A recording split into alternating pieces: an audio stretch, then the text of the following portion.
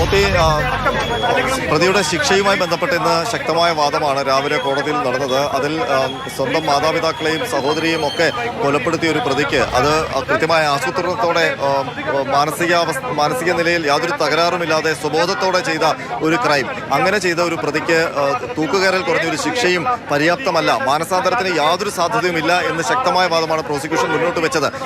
അതിപ്പോൾ പരിഗണിക്കാൻ കോടതി തയ്യാറായിട്ടില്ല എന്ന് വേണം ഈ വിധിയിൽ നിന്ന് മനസ്സിലാക്കേണ്ടത്. അപൂർവങ്ങളിൽ അപൂർവമായ ഒരു കേസായി ഇത് പരിഗണിക്കാൻ കോടതി തയ്യാറായില്ല എന്ന് വേണം മനസ്സിലാക്കാൻ. അതിന് പ്രോസിക്യൂഷൻ ഇത് അപൂർവങ്ങളിൽ അപൂർവമാണ് എന്ന് തെളിയിക്കാൻ പറഞ്ഞത് പല കേസുകളുമുണ്ട്. 4-5 കൊലപാതകങ്ങൾ നടത്തിയ പ്രതികളുടെ കേസുകളുണ്ട്. പക്ഷേ ഇത് സ്വന്തം സ്നേഹിച്ചു വളർത്തിയ, പാലൂട്ടി വളർത്തിയ മാതാപിതാക്കളെയും സ്നേഹിച്ചുകൊണ്ടിരുന്ന സഹോദരിയുമാണ് കൊലപ്പെടുത്തിയത്. അപ്പോൾ അത് തന്നെ അപൂർവങ്ങളിൽ അപൂർവമായി കേസ് പരിഗണിക്കാനുള്ള ഒരു സിറ്റുവേഷൻ ഉണ്ട് എന്നാണ് പ്രോസിക്യൂഷൻ പറഞ്ഞത്. പക്ഷേ അങ്ങനെ പരിഗണിക്കാൻ കോടതി ഇപ്പോൾ തയ്യാറായിട്ടില്ല. മാത്രമല്ല, കോടതി ഒരു ആനുകൂല്യം നൽകിയിട്ടുണ്ടാവുക അത് പ്രതിയുടെ പ്രായം തന്നെയാണ്.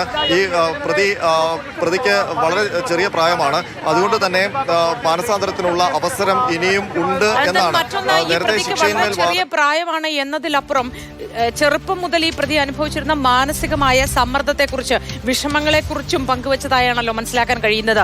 ചെറുപ്പത്തിലെ വലിയ തിരസ്കാരങ്ങൾ കുടുംബത്തിനുള്ളിൽ നിന്ന് തന്നെ, മാതാപിതാക്കളിൽ നിന്ന് തന്നെ നേരിടേണ്ടി വന്നു എന്നും ഇത് കടുത്ത വേദനയിലേക്ക് പ്രതിയെ കൊണ്ടുചെന്നെത്തിച്ചു എന്നും പ്രതി വെളിപ്പെടുത്തിയതായും അന്വേഷണ ഉദ്യോഗസ്ഥർ പറയുന്നുണ്ടല്ലോ. തീർച്ചയായിട്ടും പ്രതിഭാഗം ഈ ശിക്ഷയുമായി ബന്ധപ്പെട്ട വാദം നടത്തുമ്പോൾ പ്രധാനമായും ഉന്നയിച്ചത് അതുതന്നെയാണ്. പ്രതിയെ ഇങ്ങനെയൊക്കെ കുറ്റകൃത്യങ്ങൾ ചെയ്യാൻ പ്രേരിപ്പിച്ചിട്ടുണ്ടെങ്കിൽ അതിന് സാഹചര്യം ഒരുക്കിയത് സാമൂഹ്യ ക്രമവും കുടുംബ ബന്ധങ്ങളിലെ ശൈഥില്യവുമാണ് എന്നാണ് പ്രതിഭാഗം പറഞ്ഞത്. അതിൽ പ്രതി കുറ്റക്കാരനല്ല, സാഹചര്യങ്ങളുടെ സമ്മർദ്ദമായിരിക്കാം പ്രതിയെ ഇങ്ങനൊരു കൃത്യം കോടതി കണ്ടെത്തിയതുകൊണ്ട് അങ്ങനെ ചെയ്യിച്ചിട്ടുണ്ടാവുക എന്നും പ്രതിഭാഗം പറഞ്ഞു. അപ്പോൾ പ്രോസിക്യൂഷൻ ചോദിച്ചത്, ഇത്രയും 4 പേരെ കൊന്ന പ്രതി ഇനി എന്ത് മാനസികാവസ്ഥയിൽ നിൽക്കാനാണ്? അയാൾ ഇനി ഒരു പക്ഷേ അയാൾക്ക് ജയിലിൽ നിന്ന് പുറത്തേക്ക് ഇറങ്ങേണ്ട ഒരു സ്ഥിതി ഉണ്ടായാൽ അയാൾ ഇനിയും കൊലപാതകം നടത്തില്ലെന്ന് ആര് കണ്ടു? പ്രത്യേകിച്ച് സാക്ഷികൾ ഈ കേസിലുണ്ട്, 1ാം സാക്ഷിയുണ്ട്, അവരെയൊക്കെ ഇയാൾ ആക്രമിക്കില്ലെന്ന് ആര് കണ്ടു എന്നാണ്. അതിന് ഈ കോടതിയും പ്രതിഭാഗവും അഭിഭാഷകരും അത് ചെയ്യില്ല എന്ന് ഉറപ്പ് പറയാൻ പറ്റുമോ എന്നൊക്കെ പ്രോസിക്യൂഷൻ ചോദിച്ചിരുന്നു. അത് പ്രതിയെ പരമാവധി ശിക്ഷ ഉറപ്പാക്കാൻ വേണ്ടിയുള്ള ചോദ്യങ്ങളായിരുന്നു പ്രോസിക്യൂഷന്റെ ഭാഗത്ത് നിന്ന്. പക്ഷേ അത് കോടതി പരിഗണിച്ചിട്ടില്ല.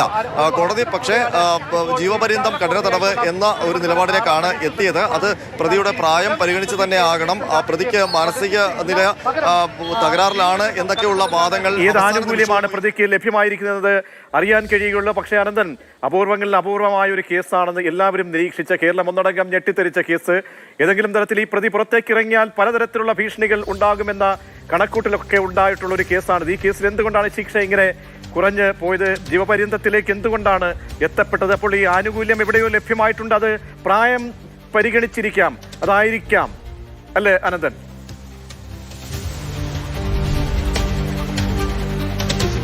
പരമാവധി ശിക്ഷ എന്ന ഒരു നിലപാടിലേക്ക് കോടതി എത്താത്തതിന് കാരണം 2 കാരണങ്ങളായിരിക്കും പ്രധാനമായിട്ടും ഉണ്ടാവുക. അത് പ്രതിഭാഗം ഈ കേതലിന്റെ പ്രായം പരിഗണിക്കണം എന്നുള്ളൊരു ആവശ്യം മുന്നോട്ട് വെച്ചിരുന്നു. അതിനൊപ്പം ഈ കേസിന്റെ ഉടനീളം, ഈ കേസിൽ പ്രതി പിടിയിലാകുന്നത് മുതൽ വിചാരണ പൂർത്തിയായി വിചാരണയ്ക്ക് ശേഷം ശിക്ഷാവിധിയിൽ നടന്ന വാദത്തിലും വരെ പ്രധാനമായും ഉയർന്നു കേട്ടത് പ്രതിയുടെ മാനസിക നില സംബന്ധിച്ചുള്ള വാദങ്ങളാണ്. അപ്പോൾ അതും കോടതിയെ സ്വാധീനിച്ചിട്ടുണ്ടാകാം. പ്രതിക്ക് മാനസിക നിലയിൽ പ്രശ്നമില്ല എന്ന് മെഡിക്കൽ ബോർഡ് അടക്കം റിപ്പോർട്ട് നൽകിയിട്ടുണ്ടെങ്കിലും പ്രതിയുടെ പ്രകൃതിയുടെ പരസ്യമായ പ്രതികരണങ്ങൾ അതൊക്കെ ഒരു അസ്വാഭാവിക ചലനങ്ങളാണ്. അപ്പോൾ അതൊക്കെ കോടതി ഒരുപക്ഷെ പരിഗണിച്ചിട്ടുണ്ടാകാം. ഒരു മെഡിക്കൽ ബോർഡ് പ്രതിക്ക് മാനസികാരോഗ്യം പൂർണ്ണമായിട്ടും ഉണ്ട് എന്ന് വിധി എഴുതിയെങ്കിലും ഒരുപക്ഷെ ഇയാൾക്ക് ഏതെങ്കിലും തരത്തിലുള്ള ചാബല്യങ്ങൾ ഉണ്ടോ, മാനസികമായ ഒരു വിഭ്രാന്തി ഉണ്ടോ എന്നൊക്കെ കോടതി സംശയിച്ചിട്ടുണ്ടാകാം. അതൊക്കെ പരിഗണിച്ചുകൊണ്ടാകാം ഇപ്പോൾ പ്രതിക്ക്. കേരളത്തെ സംബന്ധിച്ചുള്ള ഇത്തരം കേസുകളിൽ നമ്മളെ ഞെട്ടിപ്പിക്കുന്നത് ഇത്തരം ശിക്ഷാവിധികൾ സമൂഹത്തിൽ ഒരിക്കൽ പോലും ഈ പ്രതി പുറത്തേക്ക് ഇറങ്ങാൻ പാടില്ല. എത്രയോ സംഭവങ്ങൾ നമ്മൾ കണ്ടുകൊണ്ട്, ഏറ്റവും ഒടുവിൽ ചെന്താമരയുടെ കേസ്, എത്രയോ ആളുകളെ കൊലപ്പെടുത്തിയ കേസിൽ ഉണ്ടായിട്ടുള്ള സംഭവങ്ങൾ. അപ്പോൾ സമൂഹ മനസാക്ഷിയെ സംബന്ധിച്ചോളം നമ്മൾ ആഗ്രഹിക്കുന്നത് എത്രത്തോളം അങ്ങേയറ്റത്തെ പരമാവധി ശിക്ഷ ലഭ്യമാക്കുക എന്നുള്ളതായിരുന്നു.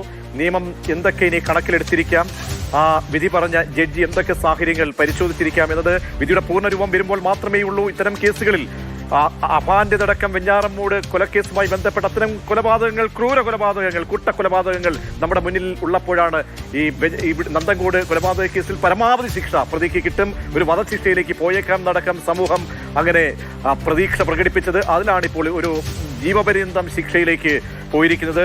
തിരുവനന്തപുരം അഡീഷണൽ സെഷൻസ് 6ാം കോടതിയാണ് ഈ ശിക്ഷ വിധിച്ചിരിക്കുന്നത്. വിധിയുടെ പൂർണ്ണരൂപങ്ങൾ ലഭ്യമാകുമ്പോൾ മാത്രമേ പ്രായമായിരിക്കുമോ പരിഗണിച്ചിരിക്കുക. പ്രായം പരിഗണിക്കണം. മാത്രമല്ല ഒരു പ്രത്യേക മാനസിക നിലയിലായിരുന്നു പ്രതി എന്ന് സ്ഥാപിച്ചെടുക്കാനായിരുന്നു പ്രതിഭാഗത്തിന്റെ ഭാഗത്തു നിന്നും വർഷങ്ങൾ നീണ്ട ശ്രമം നടന്നത്. അപ്പോൾ കോടതി എന്തൊക്കെ പരിഗണിച്ചിരിക്കാമെന്നത് വളരെ പ്രധാനപ്പെട്ടതാണ്. AK സ്റ്റെഫിൻ കൂടി ചേരുന്നുണ്ട്. സ്റ്റെഫിൻ, വിധി വരുമ്പോൾ ഇനി അതിന്റെ പൂർണ്ണരൂപം കിട്ടിയാൽ മാത്രമേ നമുക്ക് കോടതിയുടെ നിലപാട് സംബന്ധിച്ച് അറിയാൻ കഴിയുകയുള്ളൂ. പ്രത്യക്ഷത്തിൽ ഇപ്പോൾ വരുന്ന വിവരമനുസരിച്ച് ജീവപര്യന്തം കോടതി എന്താനുകൂല്യം നൽകിയിരിക്കാം എന്നാണ് മനസ്സിലാക്കുന്നത്. സ്റ്റെഫിൻ. പ്രജീഷ, ഏതായാലും പ്രതിയെ സംബന്ധിച്ചിടത്തോളം പലതരത്തിലുള്ള വാദങ്ങൾ പ്രതിഭാഗത്തിന്റെ ഭാഗത്തു നിന്നും കോടതിയിൽ ഉയർത്തിയിട്ടുണ്ട്. പ്രത്യേകിച്ചും ആ പ്രതിയുടെ മാനസിക നിലയുമായി ബന്ധപ്പെട്ട കാര്യമാണ്. അതോടൊപ്പം തന്നെ പ്രായത്തിന്റെ ആനുകൂല്യം പ്രതിക്ക് നൽകണമെന്നുള്ള കാര്യമാണ്. ഇത് ഏതെങ്കിലും തരത്തിൽ കോടതി കണക്കിലെടുത്തിട്ടുണ്ടോ എന്ന കാര്യമൊക്കെയാണ് ഇനി ഏതായാലും പുറത്ത് അറിയേണ്ടത്. ഒപ്പം തന്നെ ജീവപര്യന്തവും ഒപ്പം മറ്റ് 8 വർഷത്തെ മറ്റൊരു ശിക്ഷയും കൂടി അനുഭവിക്കണം. പല വകുപ്പുകളിലായി പല കാര്യങ്ങൾക്ക്, ഈ കൊലപാതകത്തിനും അതോടൊപ്പം തന്നെ തെളിവ് നശിപ്പിക്കൽ, മറ്റുള്ള കുറ്റകൃത്യങ്ങൾ, അതിനെല്ലാം ചേർത്ത് എത്ര വർഷം ഇത് ഒന്നിച്ച് അനുഭവിച്ചാൽ മതിയോ അതോ വെവ്വേറെ അനുഭവിക്കണോ എന്നുള്ള കാര്യത്തിലൊക്കെ ഒരു സ്ഥിരീകരണം വരേണ്ടതുണ്ട്. അല്പസമയത്തിനകം തന്നെ പ്രോസിക്യൂട്ടർ ഇങ്ങോട്ടേക്ക് എത്തി അതിനെക്കുറിച്ചുള്ള വിശദമായ ഒരു പ്രതികരണം നൽകുമെന്നുള്ളത് തന്നെയാണ് പ്രതീക്ഷിക്കുന്നത്. അതിനുവേണ്ടിയുള്ള ഒരു കാത്തിരിപ്പിലാണ് നമ്മൾ എല്ലാവരും ഉള്ളത്. ഒരുപക്ഷെ സാധാരണഗതിയിൽ ഈ 2 ശിക്ഷയും ഒന്നിച്ച് അനുഭവിച്ചാൽ മതി എന്ന് പറയുകയാണെങ്കിൽ ജീവപര്യന്തം ശിക്ഷ 12 വർഷത്തേന് അനുഭവിച്ചാൽ മതിയാകും. അല്ലെങ്കിൽ ഇത് 2ആയിട്ട് അനുഭവിക്കണമെങ്കിൽ ആദ്യം 8 വർഷത്തെ ശിക്ഷ അനുഭവിക്കണം. അതിനുശേഷം മാത്രമായിരിക്കും ഒരുപക്ഷെ ജീവപര്യന്തം ശിക്ഷ, കഠിന തടവ് അനുഭവിക്കേണ്ടി വരിക. പക്ഷെ അക്കാര്യത്തിൽ ഒരു സ്ഥിരീകരണം ഇനി ഏത് തരത്തിലാണ് കോടതി അത് വ്യാഖ്യാനിച്ചിരിക്കുന്നത് എന്ന് അറിയേണ്ടതുണ്ട്.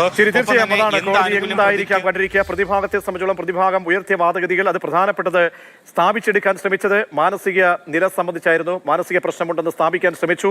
പിന്നീട് പ്രായം പരിഗണിക്കണമെന്ന് വാദമുഖങ്ങളിലൊക്കെ തന്നെ 65 ദിവസം നീണ്ട വിചാരണ ഘട്ടത്തിലൊക്കെ തന്നെ എടുത്തു പറഞ്ഞ ഒരു കേസാണ്. പോലീസിനെ സംബന്ധിച്ചോളം പ്രോസിക്യൂഷനെ സംബന്ധിച്ചോളം അവർ ഉയർത്തിയ വാദഗതികൾ, കാരണം ഒരുപാട് വെല്ലുവിളികൾ നിറഞ്ഞ ഒരു കേസായിരുന്നു. ദൃക്സാക്ഷികൾ ഇല്ലാത്ത ഒരു കേസായിരുന്നു. അപ്പോൾ ശാസ്ത്രീയ തെളിവുകൾ, തൊണ്ടിമുതലുകൾ, സാക്ഷി വിസ്താരങ്ങൾ ഇതൊക്കെ പൂർത്തിയാക്കിയ ശേഷമാണ് വിചാരണ നടപടികൾ പൂർത്തിയാകുന്നത്. അതിന്റെ റിസൾട്ടായി ഇപ്പോൾ എത്തുന്നത് ജീവപര്യന്തം തടവ് ശിക്ഷ എന്നതിലേക്കാണ്. നന്ദൻകോട് കൂട്ടക്കൊലപാതക കേസിലെ പ്രതി കെതൽ ജിൻസന് ഇപ്പോൾ ലഭ്യമായിരിക്കുന്നത്.